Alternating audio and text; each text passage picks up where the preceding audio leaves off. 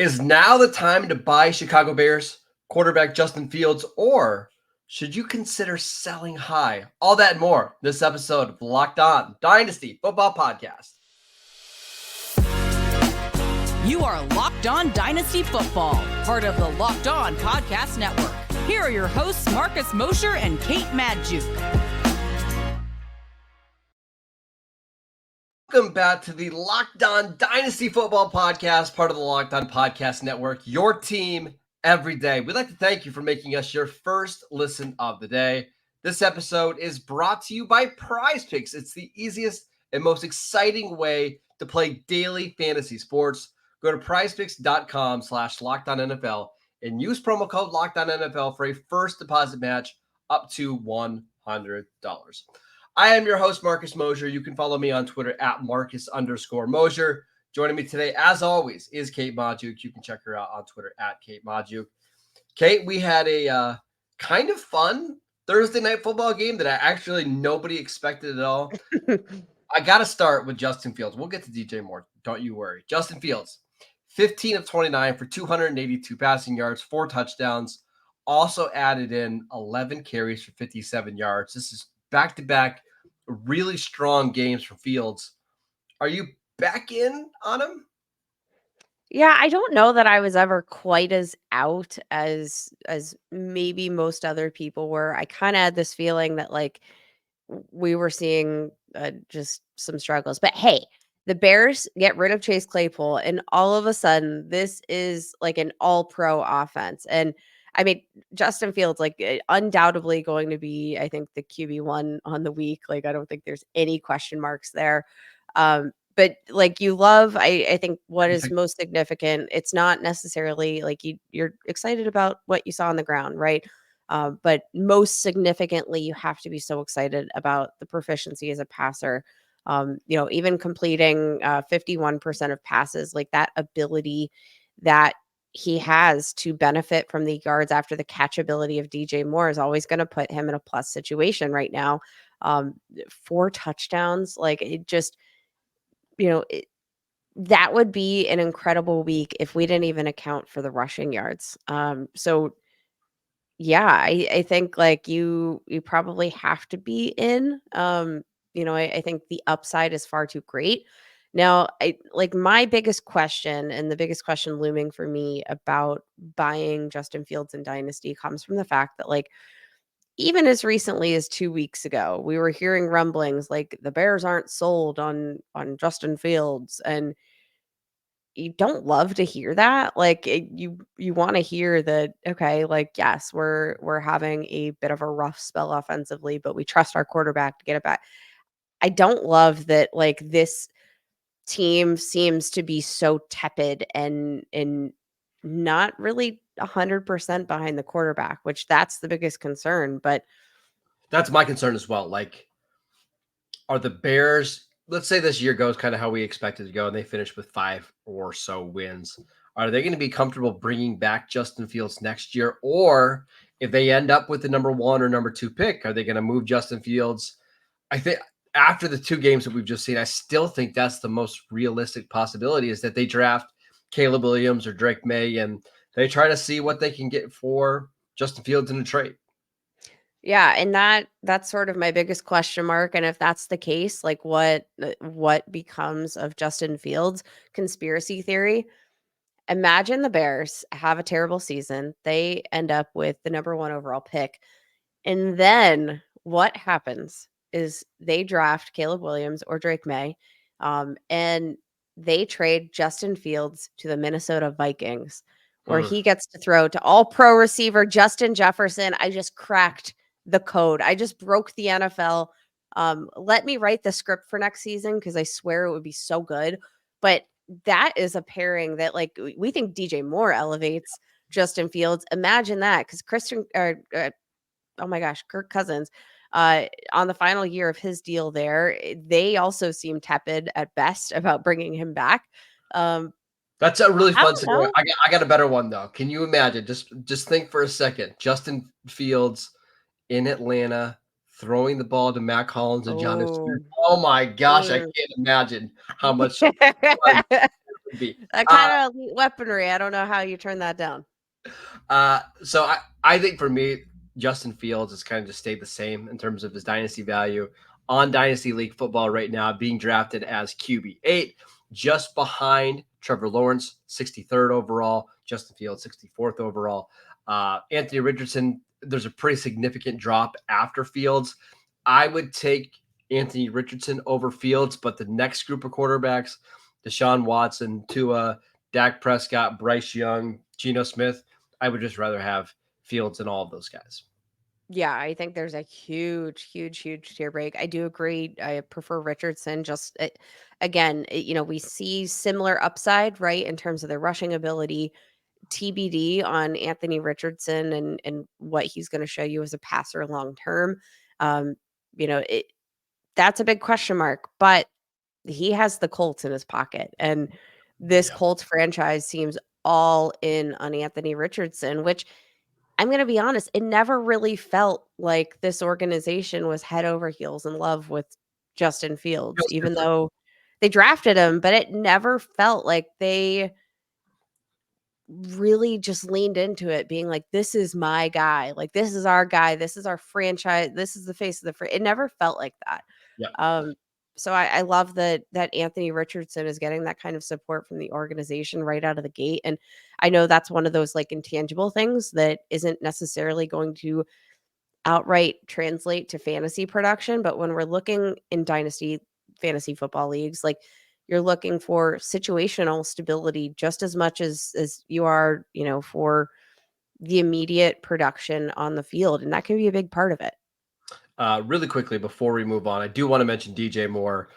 8 Hmm. receptions for 230 yards and 3 touchdowns. Believe it or not, this could have been an even bigger day. He had 1 reception that would have gone for a touchdown that he was called out of bounds. I'm still not sure that he was out of bounds. There was another red zone target that he had where he was wide open in the end zone and Fields just missed him. We've been saying this all offseason. I think he's the most underrated dynasty asset. He's being drafted, or at least was being drafted as wide receiver 26 behind players like George Pickens, Jahan Dotson, Zay Flowers, Jordan Addison. And through 5 games, he has 531 yards and 5 touchdowns. I think he's going to have a monster season for Chicago. Yeah, this is absolutely like unreal. A career high 45 fantasy points in half PPR formats.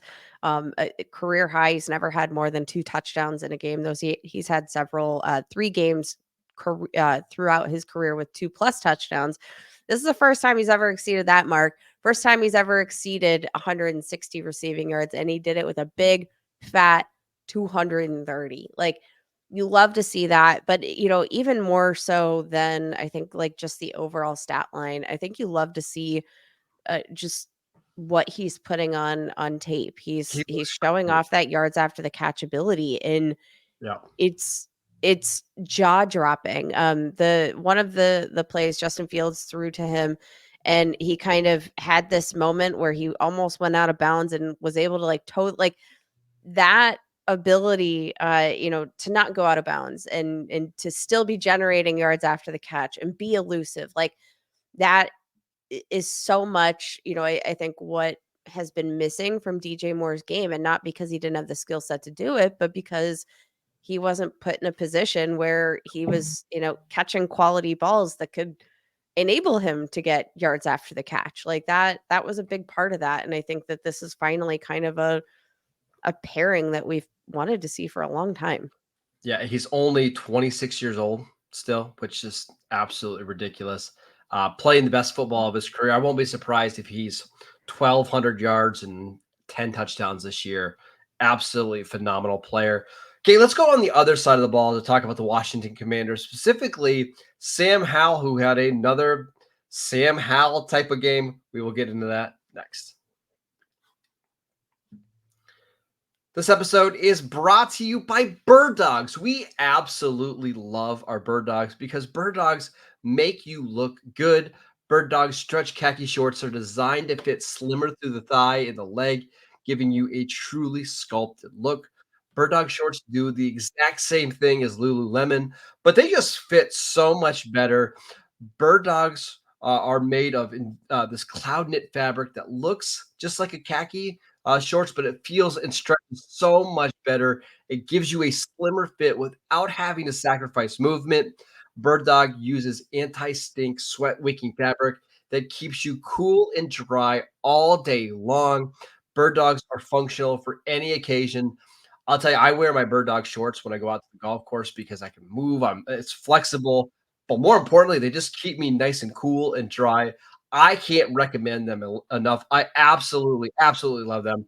Go to birddogs.com/lockdown NFL or enter promo code lockdown NFL at checkout for a free Bird Dogs water bottle with your order. That is birddogs.com/lockdown NFL for a free water bottle at checkout. You won't want to take your Bird Dogs off. We promise you. Welcome back to the Locked On Dynasty podcast. Everydayers, we'll be back on Monday to break down all the games. We also wanted to let you guys know about the Locked On NFL Kickoff Live show. Every Friday, Locked On will go live at 2 p.m. Eastern Time on every Locked On NFL YouTube channel. Host Tanitra Batiste, Jarvis Davis, and Kyle Krabs will break down every game on the NFL slate to get you ready for your team's matchups, your fantasy lineups, your betting angles, and so much more. Plus, get in-depth local analysis from our stable of NFL hosts across the country who know these teams better than anyone else. Find Locked On NFL Kickoff live every Friday at 2 p.m. Eastern Time on any Locked On NFL YouTube channel. Okay, let's talk about Sam Howell. If you just looked at the box score, I think you would thought he would an incredible game. 37 of 51 for 388 passing yards, 2 touchdowns, 1 interception. Did run for 19 yards. Did take 5 sacks. The Commanders went, I believe, the final 2.5 quarters without calling a single run play, just dropping back and throwing the whole game. What's your takeaway after watching this game with Sam Howell? You know what? The first half, I'm gonna be honest, it was a little bit ugly. It feels like this team just can't play in the first half, which I don't you don't love to see that, right? It feels like they need to be playing in crunch time to get anything sort of accomplished. You're right, the box score definitely looks a lot better than it did if you were actually watching the game. Sam Howell, for as ugly as that game was, it padded the stats, right? Quite a bit.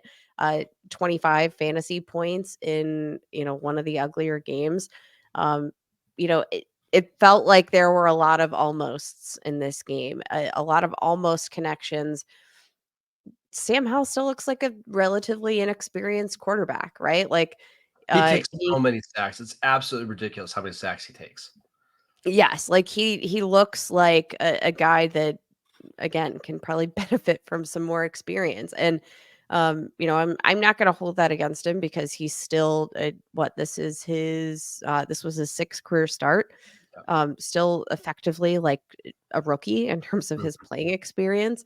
So definitely there's a lot to tighten up, right? But for as much as there is to tighten up in his game, I think some of his throws just look absolutely incredible. He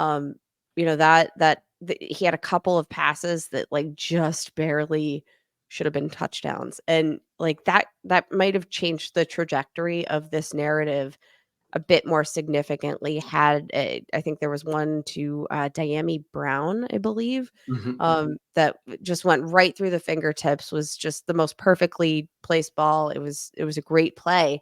But it was a lot of these moments where it felt like things were almost coming to fruition. The most interesting thing I think is that lack of connection with Terry McLaurin. Thought that was kind of interesting among the wide receivers in per next gen stats. Actually was gaining less separation on average in his routes run, less than Jahan Dotson, Diami Brown, Curtis Samuel. So I'm not quite sure what was going on there. It just felt like they weren't. I don't know what that was. Very interesting. But I mean, Here's the way I look at it. yeah. I think he has played well enough to continue to get a lot of chances. Like, and we see this happen. Like, if you can show that you can play a little bit, how many different opportunities are you going to get to start in the NFL? I just don't see any way that Washington doesn't give him the full year. And honestly, they're probably going to give him next year as well. And with his ability to run and with those receivers and with Eric Bieniemy, like, they're just going to throw a ton of passes and they're going to let him scramble. They're going to use him as a goal line, basically their goal line runner. I'm kind of in, at least in the short term. I'm kind of in on Sam Howell. I mean, you look at some of the names that are being drafted ahead of him in Dynasty, like Kenny Pickett. Kenny Pickett's never had a game even close to what we've seen from No. a fantasy perspective or a real life perspective. On Thursday, like we've now seen multiple games from Sam Howell that are better than anything that Kenny Pickett has shown, anything that Desmond Ridder has shown. Even someone like Jordan Love, who's being drafted several spots ahead of Sam Howell. I kind of think I'd just rather have Sam Howell right now. I think when we're looking at upside, that's where I think Sam Howell has a lot more upside than a lot of these quarterbacks. Like that comes for me when you're looking at maybe what's accounting for this difference in dynasty draft capital. It's real life draft capital. I think That's that it. is the biggest point of hesitancy with Sam Howell. But If he was a again, first round pick, Kate, he was like a first round grade. Like if he has a first round pick, I think he has top 18 value right now. Like I think he goes ahead of Jared Goff, Kyler Murray, Kirk Cousins, Daniel Jones in Dynasty. yeah, and you know what, Marcus? Like again, for some of the boneheaded decisions, the unnecessary sacks taken, like those are things that I do think you can clean up, with time, with experience, with reps. But for as much as that, like he is absolutely fearless. Like Yeah, he he is. takes hits that honestly he shouldn't be taking. Like that's something they need to clean up as well. But like he's a baller. Like he is a fierce competitor, and I think that kind of mentality wins you over for an organization. They got a player that was graded by plenty in the first round, in the fifth round. Um, if you have a chance to take advantage of exploring that potential value in the draft, and I don't think anybody thinks this team is contending for a Super Bowl. I hope that Ron Rivera is not thinking that he's in that position where he needs to be like, urgently winning games. I hope they give him the patience to develop because I think he's There's got a something lot of the intangibles. Yeah, he's got a lot of the intangibles. He's got a distinct knack of making these like big plays. He's got a great arm. He's got the scrambling, like he's got the talent around him. He needs more reps, and I'm totally in. I think in terms of fantasy value, it's really hard to find guys with this kind of upside, where he's currently being drafted. Can you guys tell that Kate likes Sam Howell a little bit? Just a little bit. It's not new, guys. If for those everydayers listening to the show, if you've been with us a while, you've known this has not been a secret. If it has been a secret, it's been the most poorly kept secret in the history of all fantasy podcasts. I love Sam Howell, and you know what? As a sick Steelers fan here, every night before I go to bed, I think to myself, why didn't we draft Sam Howell? Because I look at even what was an ugly game for the Washington Commanders, and I said, like, man, I wish I had that kind of heart. Because, like, what? How many passing yards, Marcus? 388. 388. I think that's the most. I think that might be like the second most offensive yards that the Steelers have had over the last couple of seasons. So, Oh yeah, like not even close. The only other player I wanted to mention here is Jahan Dotson. mhm. 3 catches for 30 yards on 5 targets through 5 games. Kate, 17 catches for 140 yards, averaging 8 yards a catch. Currently being drafted as as wide receiver 24 in dynasty leagues. This is rough.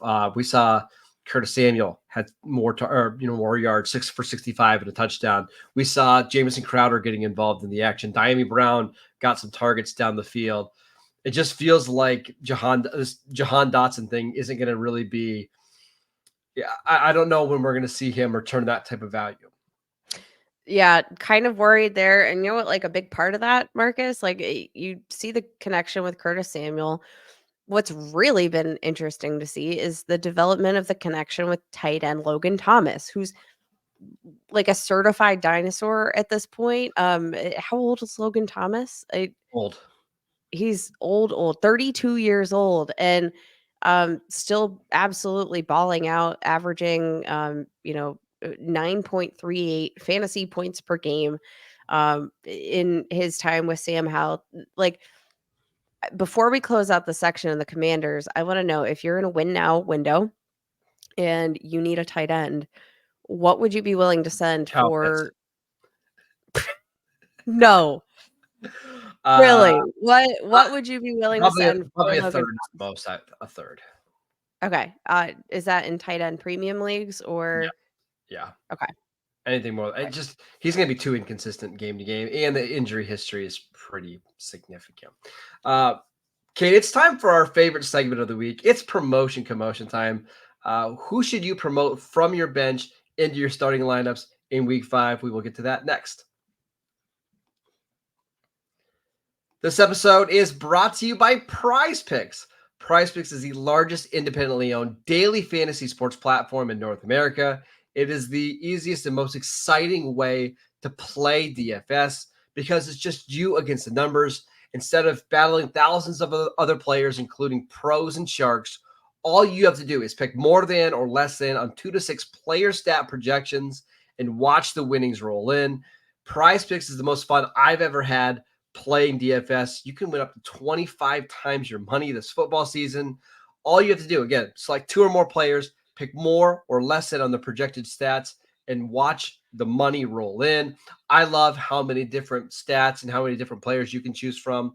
I also like this new thing that PrizePicks has going on called the PrizePicks reboot policy, where they reboot your entry if one of your players gets injured for NFL games and college football top 25 matchups. If you have a player who exits the game in the first half and does not return in the second half, that player is rebooted. PrizePicks is the only daily fantasy sports platform with injury insurance.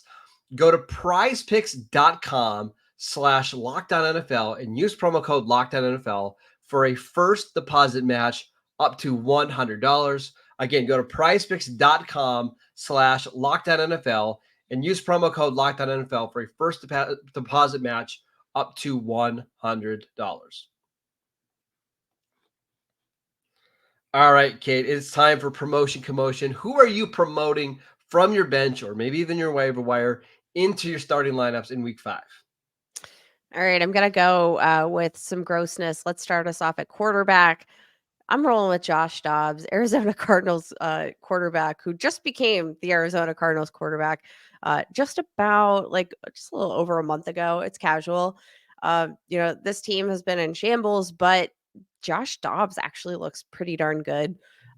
What has been pretty exciting to watch is his rushing ability, averaging 35 rushing yards per game.